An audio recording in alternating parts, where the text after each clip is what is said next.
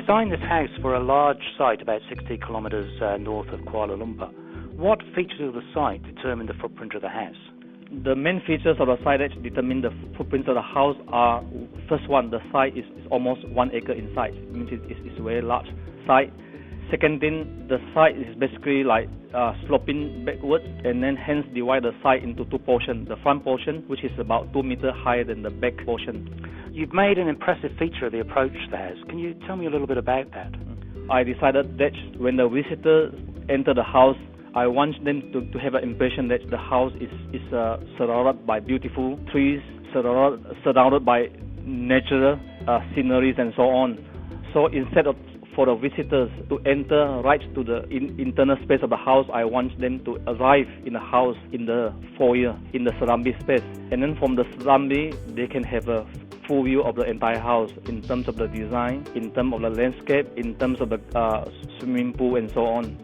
So the Serambi is the outside terrace that I see at the opening there, and that also sets up two axes that you've oriented the house around. Yes, I purposely create a so-called central axis through the middle of the Serambi, and then the axis go right through the swimming pool and terminated at the pavilion on the fish pond. I do it on purpose. First of all, to organize the house in a more organized manner. On the left-hand side of the axis, I have the so-called the guest room and home office. On the right-hand side of the axis, they are like living rooms, dining, bedrooms, and so on. What's also impressive is the scale and proportion of those interior living spaces. So how have you developed those so that they don't feel overwhelming when you're in them?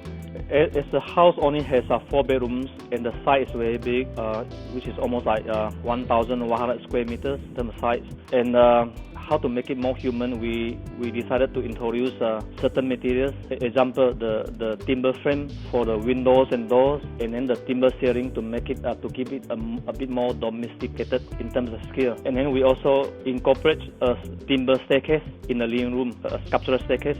Besides acting as a main circulation staircase, it also adds certain sculptural elements in the living space to make it a bit more human in scale. And then for the dining area, as I was told by the owner, the dining area has to be big as it is going to be the focus for the entire family. They are going to use it besides for dining, for food.